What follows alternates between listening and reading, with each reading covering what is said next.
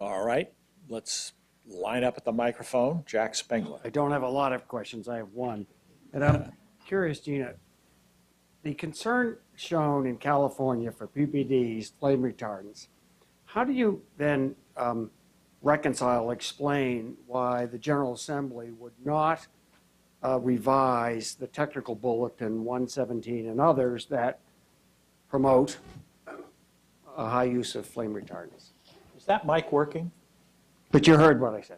Yeah, it should, yeah, okay. I did. If anybody didn't hear it, the question related to something called TB 117, Technical Bulletin 117, which was passed by promulgated by the august agency known as Ph.D, the Bureau of Home Furnishings and Thermal Insulation.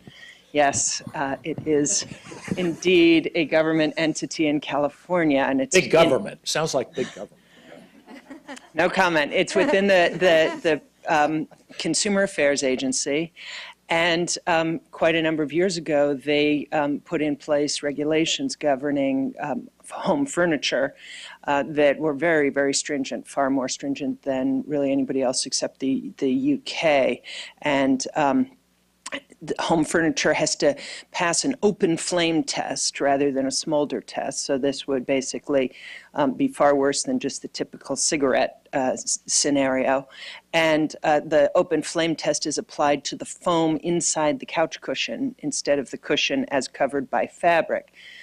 So there have been some concerns about that for many years, and it actually took a while. At first, when the PBDEs were discovered to be so high in California, nobody really quite understood why, and then when they were banned and it turned out that a whole slew of other flame retardants were just being put in to replace them, and then the story slowly became clear. The good news is the Bureau of Home Furnishings and Thermal Insulation is indeed revising the standard, and I don't know the exact, the precise timeline on that, but it should be quite soon that we will no longer have to deal with that in California, which is good news both for us and the rest of the country, because unfortunately a lot of manufacturers just make to the California standard and sell to the entire U.S. market, which is unfortunate in this case. Okay, good. There we are. Luz Claudio, Mount Sinai School of Medicine and member of the Roundtable. My question is for Dr. Judson.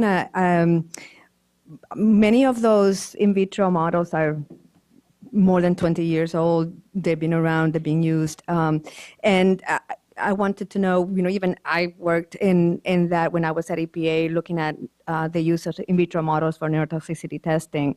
And I wanted to know about, how do you feel it's, are we any closer to a clear guideline of how to use in vitro testing, and whether for screening or for even just to make a dent on the big list of chemicals that have not even been tested in any way? So can you comment on that? Sure. So there's old in vitro tests and there are new in vitro tests. And so there's been, like the gene tox tests have been around for a long time, the Ames assay and variants like that. Most of what we're using are actually developed in the last 5 years, certainly the last 10 years, and there's new ones coming on all the time. And what they're doing is they're both more focused on specific lots of molecular targets, which are known to, if you trigger those, various kind of phenotypic changes happen, and then there are intermediate phenotypes, so you cause whole cell changes, or you can even have systems that have multiple cells in the same well, and so you have cell-cell communication. So it's getting more and more complex. For instance, you can actually have xenobiotic metabolism active within the well, so you're seeing not just the parent. And so anyway, there's a lot of new technology coming on, and by running lots of assays and combining them computationally, we believe we're getting a better picture of what would go on in a whole animal. The critical issue, which you didn't ask about, but which is a real problem in the regulatory area, is how do you validate tests? And one of the reasons a lot of the old tests are still there is because even for a simple test, it's a simple readout in a cell, it's 5 to 10 years to go through the validation process. There are other realms of medical testing where that would be crazy, but somehow the toxicity testing area has allowed this, approach that, a test has to be perfect, and it takes years, and many people have veto power. And so that's made it difficult to even imagine how we would move these new tests into the regulatory area. So there's, our group has pushed kind of an international group coming together to think about ways and push ways to get validation to happen faster. But until that happens, there's a little bit of uncertainty about how we'll start using these. Okay, let me just ask a question, if you can hold it for just a moment, that has come in on the webcast from Megan Latshaw at the Association of Public Health Laboratories. Her question is, our laboratories in the States have developed great capabilities in biomonitoring. We've been trying to generate more collaboration through our new biomonitoring toolkit and our capabilities list. We'd be interested in how we can better integrate this in exposure assessment.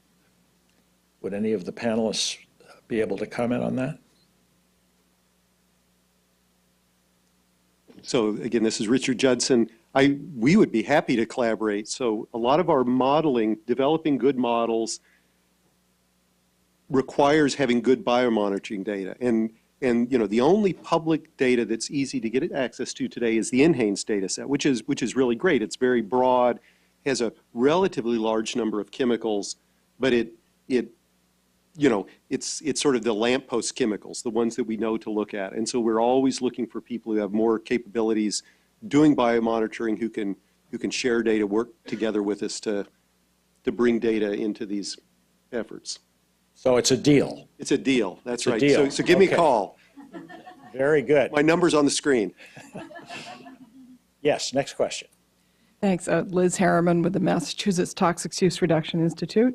I'm really interested in all of your comments about categories and read across and QSAR and ways of handling groups of chemicals rather than one at a time. We've been struggling with that and have settled on like a C1 to C4 halogenated compounds, and now we're looking at phthalates. And I'd be really interested in any of your thoughts about the benefits of that, the ways you're going about it, and perhaps the cautions. And maybe are there any ways we can kind of integrate and come up with some more common categories that are across everybody? Who wants to pick that one up? Canada. I can say that we're currently working with groupings of chemicals, and I think that the people who are doing those assessments would probably say there's pros and cons to grouping. Obviously, for the substances that have absolutely no data, building a group can help if we can read across from a data-rich substance to the data-poor substances within that group. And I think that's how we're dealing with a lot of substances right now that have no empirical data, toxicity data available on them. But as I mentioned in my talk, building a group for one purpose often makes it quite detrimental for other purposes. So, building a group based on a common mode of action may make it almost impossible to do risk management in the end, or vice versa. Building a group based on a sector makes it really difficult to do a risk assessment because, substances used in the same sector can still be used in very different ways. I think if you're going to be doing, obviously, cumulative exposures or cumulative risk, then you need to put them all together in a group. But it still poses a lot of challenges. Gina, do you want to comment on that also? Well, I would just agree. We've been building groups for prioritizing for biomonitoring, which is rather different because for structural groups, it's often relatively easy for the lab to develop a method that looks at a variety of these, at once. They can there are some economies of scale there. And for use groups, it's practical in the biomonitoring context because you're sort of trying to figure out, okay, of all the chemicals that could be used in this way, which ones are we likely to find in people? And if you test for all of them, then you can get a sense of, okay, well, maybe it's these that we need to be focused on. But that's a very specific context. And then, as we move forward with the safer consumer products regulations, we're looking at situations where one product might be made with, either chemical A or chemical B or chemical C, or sometimes some combination of those. And so there's some benefit to designating and prioritizing that product as not just a single product chemical combination, but as multiple. So, this product is defined this way that contains any of the following chemicals of concern. And then that pushes towards, identifying what we would see as truly safer alternatives. So those are the only ways we've really found that work so far, but I think this is an important area, and so it's good to keep playing around with it. Christina, does the ACC prioritization tool deal with groups at all? Not specifically, no. But our member companies are quite familiar with the grouping of substances for purposes of determining hazard. For hazard, in the HPV program, our members were instrumental, I think, in working with the OECD and EPA in establishing, that this was a very effective way of looking at the hazard profile of substances and doing read across. I think that the exposure component is where it gets far more complicated, in that it may be, in many cases, virtually impossible to do a risk assessment using a category approach, because the substances are going to be being used for such very different purposes. Okay, thank you for that. Lynn? Hi, yeah, I was very interested in all of the presentations in the last panel, and one thing that did strike me is that each of you in some way or another is operating within some constraints, whether those are resource constraints or constraints of legislative authority. In the case of California, what they told you to do, you have to do it that way. But also, Richard's comment about validation and how long it can take for the toxicologic community to feel comfortable with new ways of doing things. And it takes a very long time to change those things.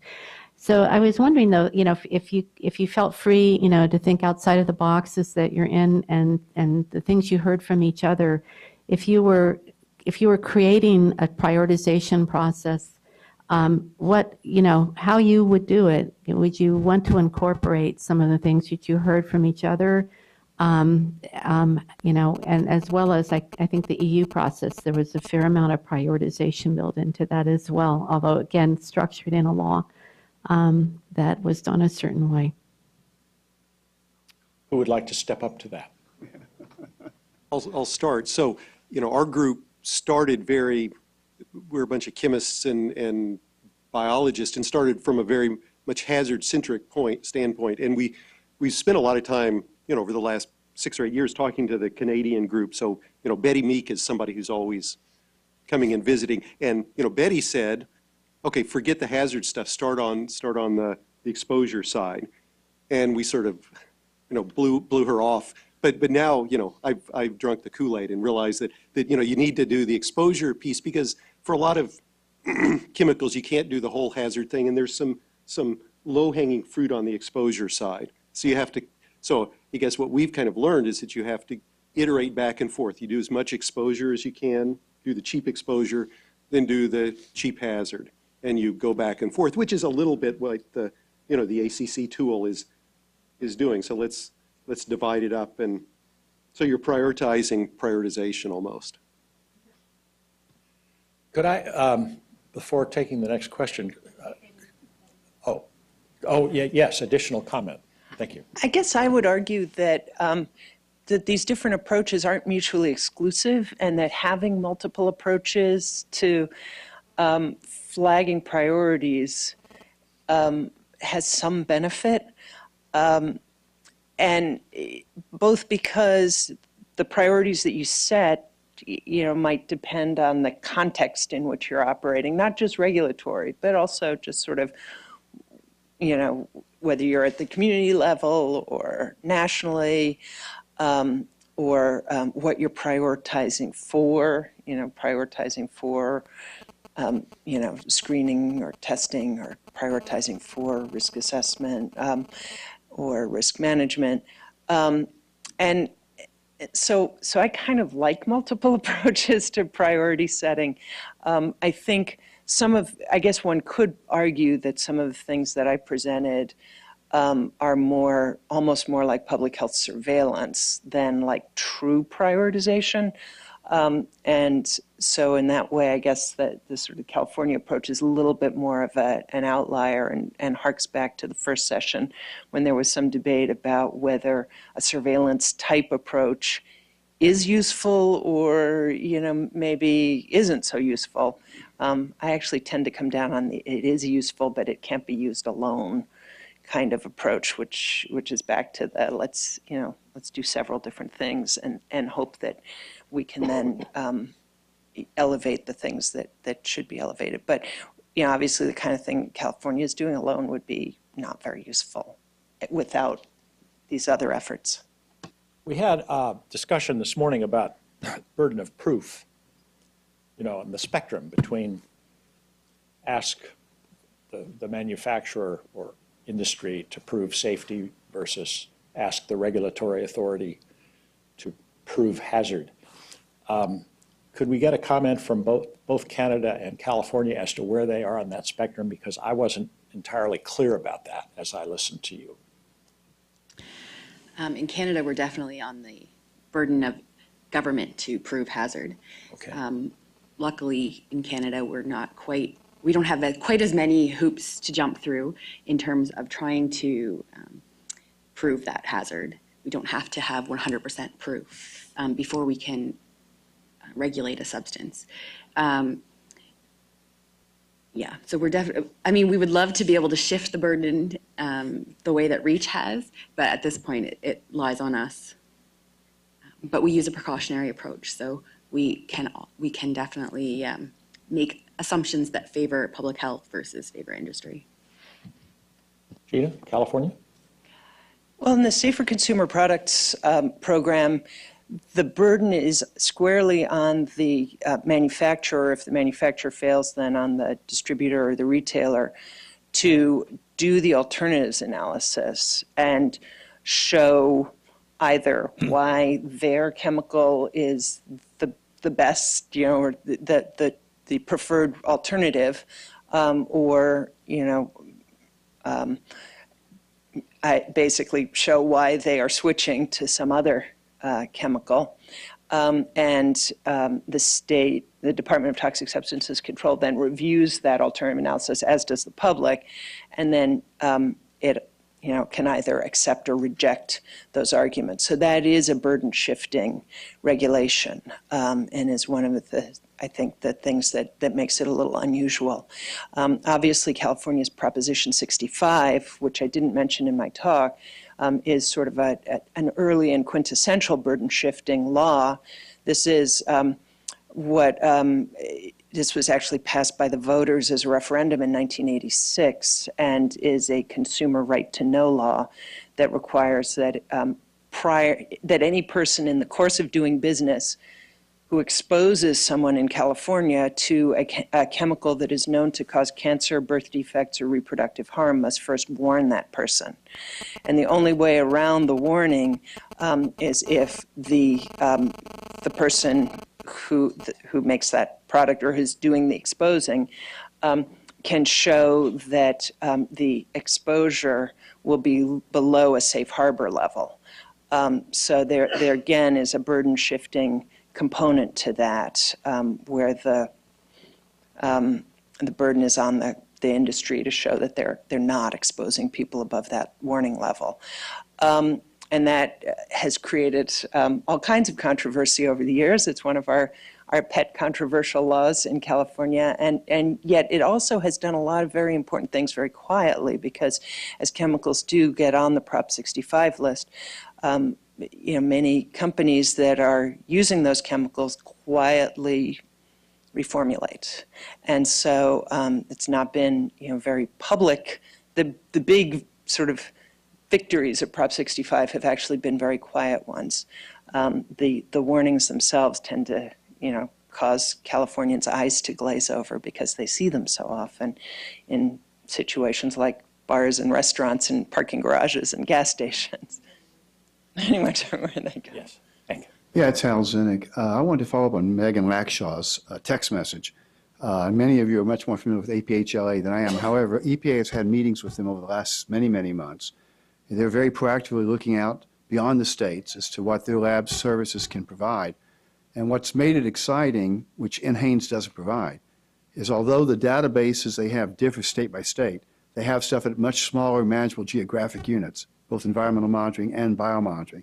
So all of a sudden you're able to begin to focus down, I think, and it would greatly enhance the exposure arm of the information that's needed, as you guys have all pointed out, and bringing that into the prioritization. So I think their proactive outreach and our proactive receptivity to that, I think, can help move some of the questions around exposure further down the road. Terrific, thank you. Dennis? Yeah, Dennis Devlin. This is for Richard. First, a really excellent, clear presentation. Thanks for that. I think many of us, if not all of us, were disappointed that ToxCast didn't show more predictive power, at least currently with the information that we have. And you referenced some studies. I assume you're talking about Rusty Thomas's study and those sorts of things. I like that you also laid out a solution, and that is using adverse outcome pathways tied to these types of assays, and that makes a lot of sense. But of course, that means probably millions of dollars and many, many months to get the data for the adverse outcome pathway.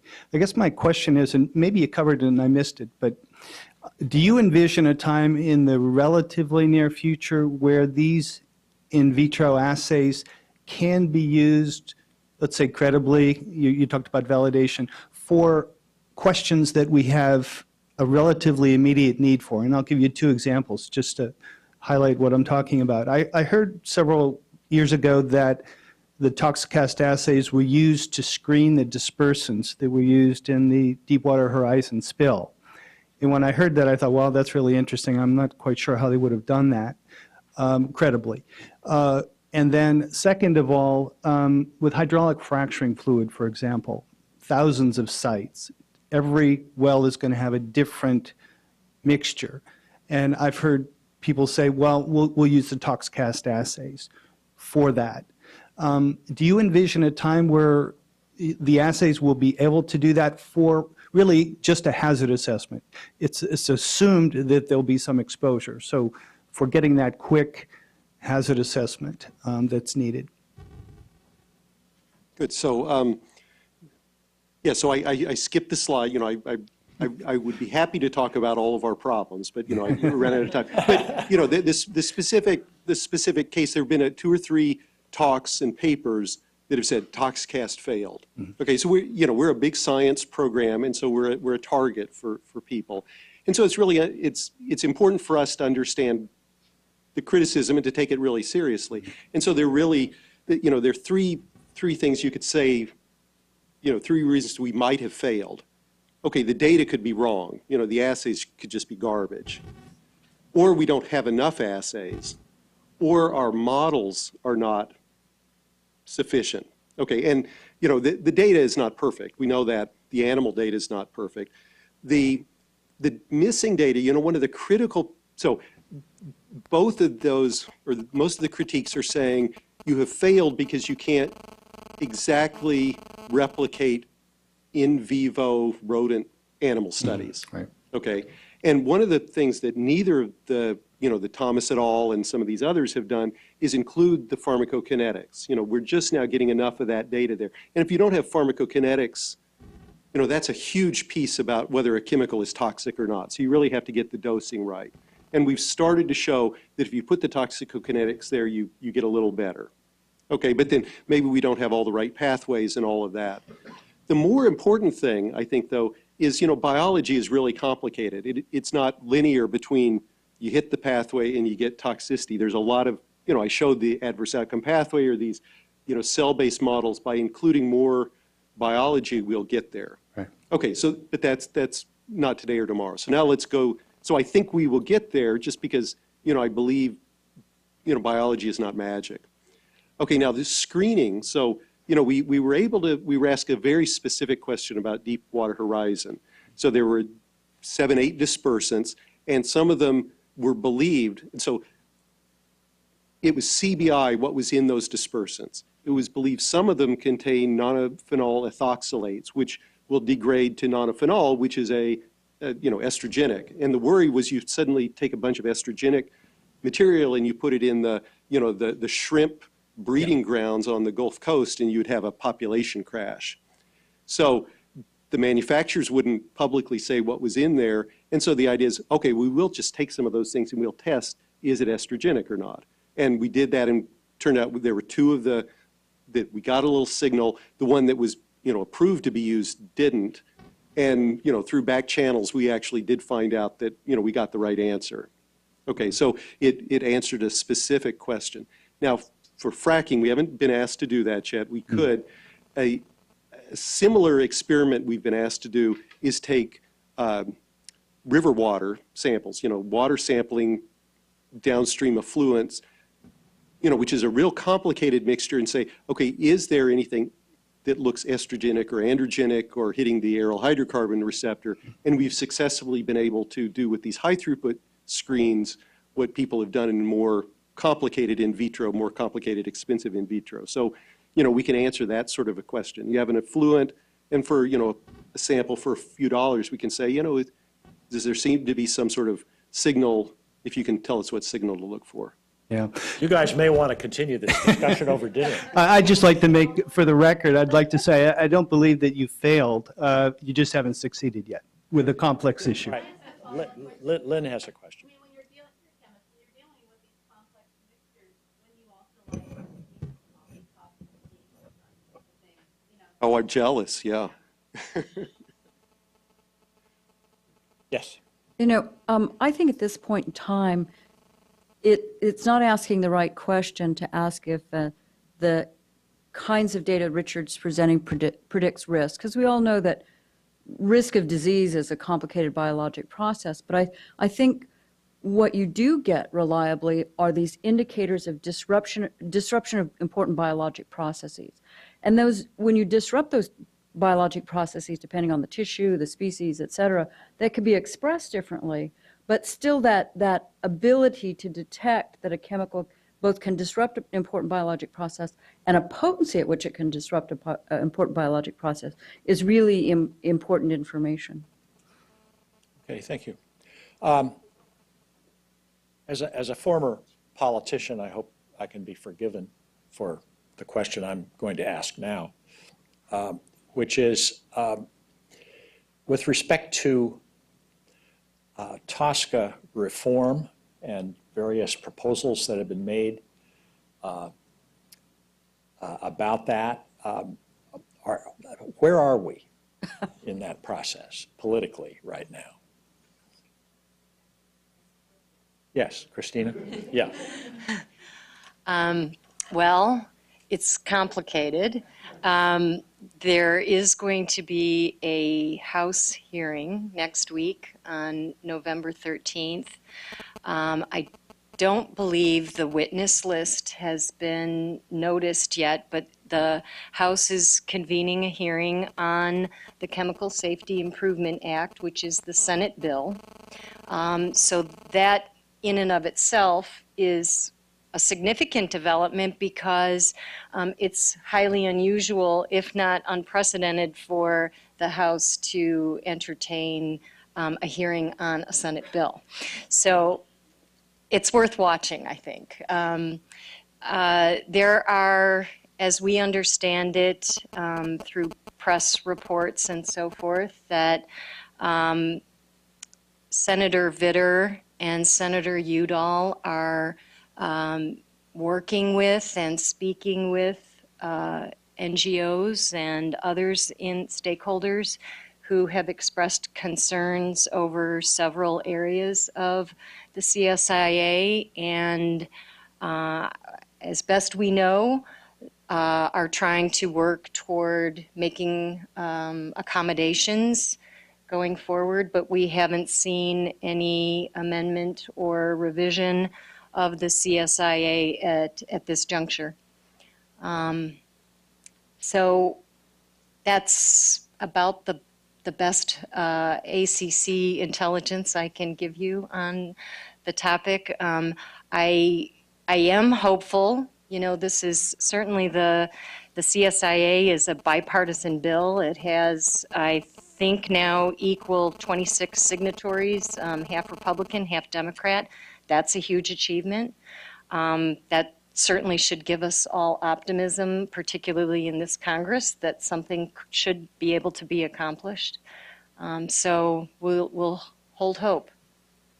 So we're in a different place politically on this than we were, say, a year and a half or 2 years ago. Absolutely. Is that correct? Absolutely. All previous bills were not bipartisan.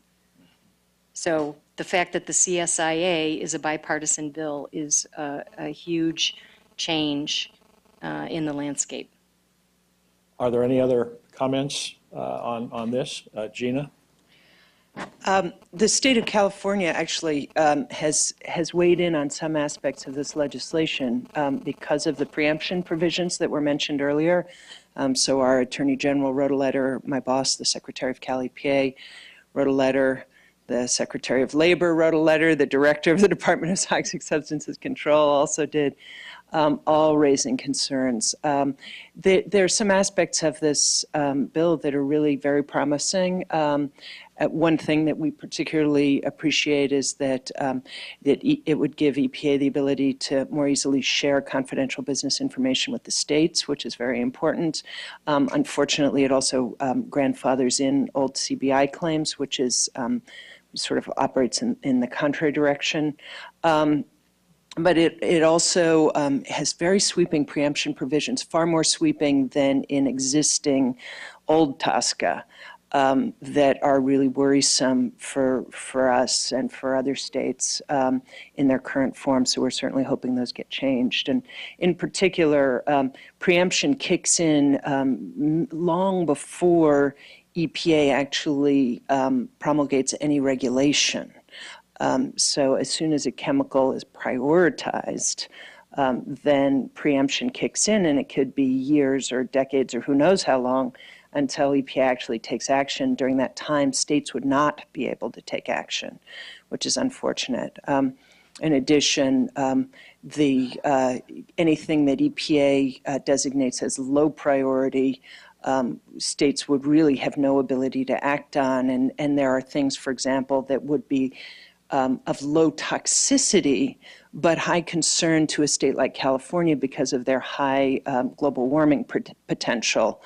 And yet, despite a provision that says we could act on, using air and water quality laws, we really can't, because there's also a provision that says we can't do anything if it interferes with the production, distribution, or use in commerce of that chemical. And obviously, anything we would do on something with high global warming potential, and there are several examples, would interfere with use and distribution, et cetera. So there are a lot of pieces there that we're very concerned about. We're certainly watching this closely from California and hoping that it moves in a good direction.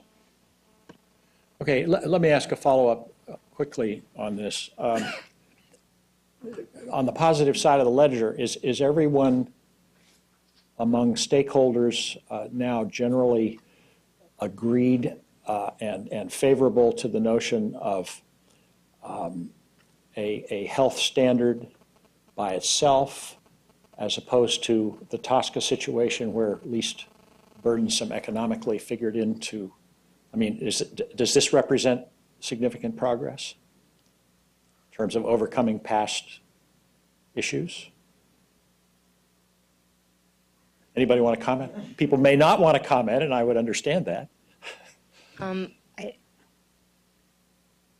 I don't want to read into what I think you're asking. I'm not sure exactly where your question is going. There were a couple of pieces. I think by health standard, I think you might be meaning the safety standard that Yes. would be applied. That's what I meant.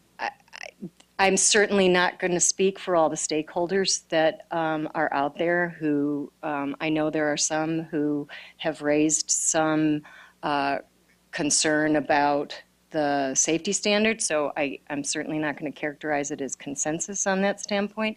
And I think what you're referring to in the cost-benefit analysis is whether that piece is separated from the safety determination, and yes, it is. It's a component that is factored in risk management, which I think is an important piece for cost benefit to always be considered in everything we do in life.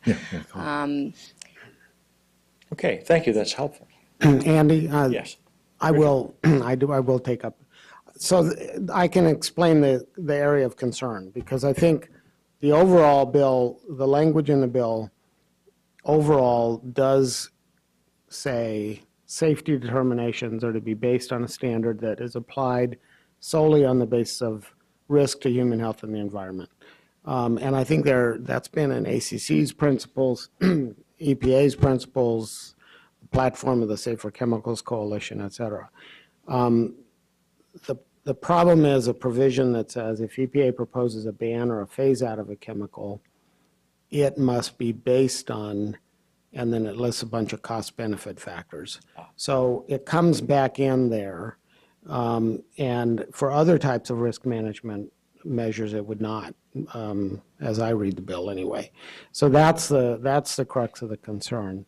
The other issue is the safety standard is accompanied for existing chemicals where safety assessments and determinations are being made, it says, based solely on health and the environment. But there are other places for new chemicals, for prioritization, where that language does not appear. So there's some concern that its omission in those other places might lead people to argue that it's the same old unreasonable risk standard of our parents' generation or whatever, right? So those are the two concerns that are still there. Thank you. Other questions? You had a question. You were at the microphone before. Okay. Yes. Al. Hi. I had a thought, actually, first. I think all of you have mentioned the importance of exposure, and the chemical and products seems to be a database problem.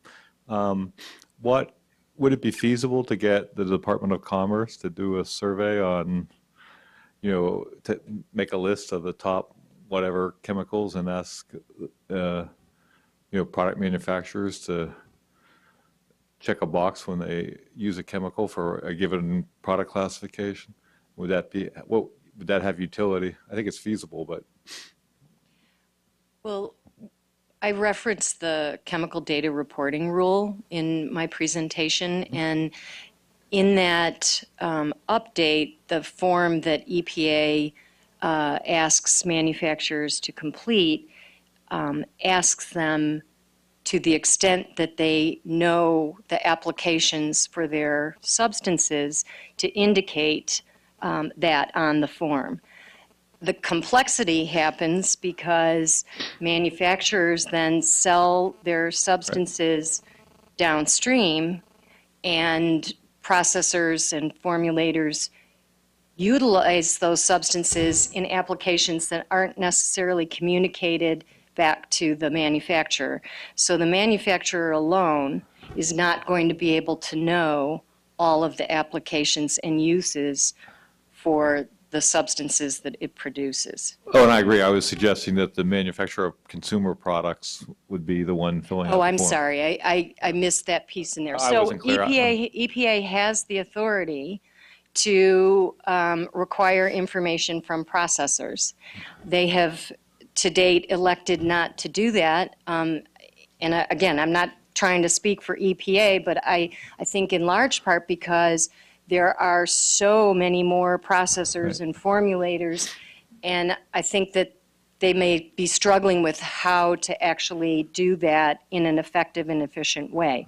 But that said, industry is working with its downstream and the downstream upstream to try and find ways where we will be able to do this in an effective and efficient way while still protecting confidential business information, because that's what's often at stake here, right? There's confidential uses and applications that companies, have a competitive interest in and don't want to lose that interest. So we're struggling with it too, but we're trying to work on it and come up with an effective solution. Good. Any other questions? Do we need to wrap up? Can I comment? I think, Oh, I just add a little comment on the Canada Canada. side. I think it would be amazing if we could get that information, and we in Canada do try to ask users for that information, but we get the opposite, right? Like, we don't know what we put in our products because it's confidential. So we've found it extremely difficult to get that information, even when we've gone back and tried to contact the original supplier of the user, for example. But any information we could get on what substances are in products and at what concentrations would be excellent to have. Okay. On that note, Lynn?